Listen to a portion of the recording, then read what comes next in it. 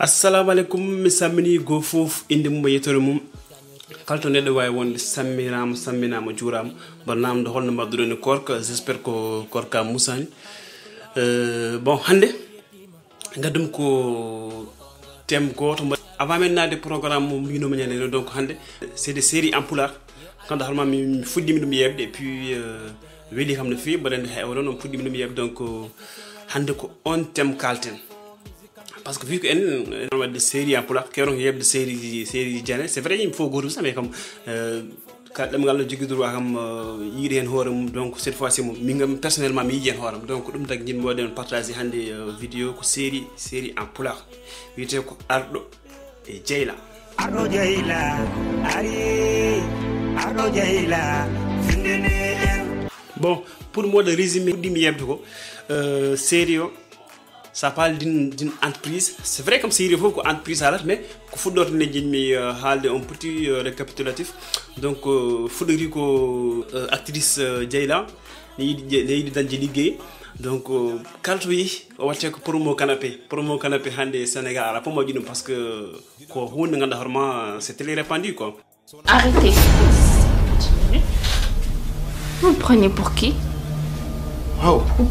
Donc sérieux ko non fudori entreprise o je dum samba ba mom ardo brayni sum hala fofu tan fofu jurat seda mais entreprise o ko dendal wono donc yehi ha won saha jon ko ardo hetti hen ardo woni DG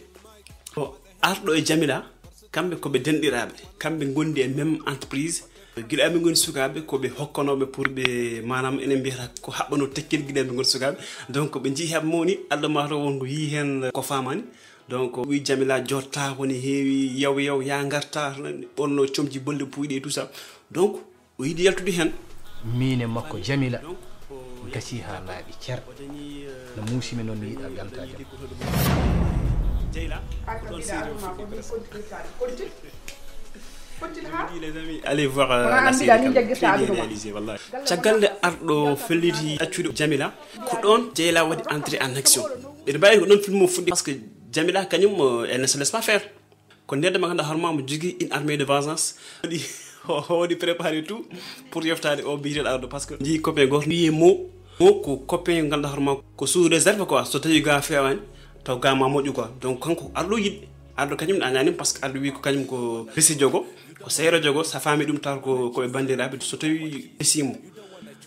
c'est bon c'était resana mi gadi o yita mo ko fewana kadi acci mo der hen on mo wadi entrer en action Jamila non comme ko tawi ga mo jani Jamila yi ko mo yi ha wada négocier mo ko yana ko do gogo mo ko jaari sel mi woldo mo no wadi récupérer entreprise o déjà o yeyino dum ardo ko don o wadi décevoir hormo bandirabe film à part couple maseno kamum Jamila gomir futo ilmani jalni jebe an kam Jamila ngu koltu kam ko woni hollo ha mate dombi nanay suduma he yani buhe ma fo nanay bowal dum de koko segi ha la ilaha illallah min ngodo ummi galle ardo tan ngodo debi warondirde mum sibabune ma wi ko comcima moƴƴani a jooɗata ko ni mbaɗa ko ni mbaɗata joni so tawi an mais film o kam guiɗe début ha fay min komi jalɗo mas e debbo mum quoi ɗum ɗo noyne kadi hirani yedde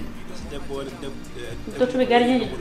waɗimo tan koɗo boni so leydi bino so arti wattata so o hirtata so waɗa ha yarta manam debbo makko wada mo kalame tout le temps e odo ardo mais couple ngana harma ko messager uji be nodde do joni me tampina men min gone yawtare men décroche téléphone toujours ben capté ko Aïssa wada créer des problèmes o ko ça mon nodde toujours ben cap c'est ngarti ke de côté Diawo et yumum quand même sen baddo tiris parce que limon tugilel bamma ko wala no traité yumako ni c'était un peu ajibinani so wona kitade hein hunde ganduɗa mani yurmini haw heeɓi dogde hen o yeehi banggoɗo o ɗacci makko haw wonton haw mawni haw manam plus de 7 ans o waɗi toon 7 ans sikku o arti taw mo woni hen kadi o wati liggade e tout ni woni han kadi kanko yummiraɗo ɓe beltiri joni ko yummakko ne haɓɓanomo kanko ne tekkit e mbiyata tekkit donc kanko ne o holliti wonde o yiɗa oɗon o yiɗi ko debbo goɗɗo on noon o meeɗi resede gorko makko ko sanki yummakko noon mbi kañum nannirta ɗum nufur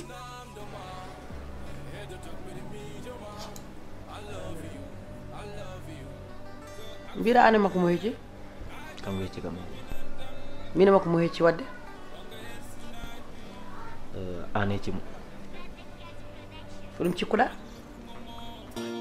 ko ɓine wayi wade fo an miijo ko gorko yo wonte fo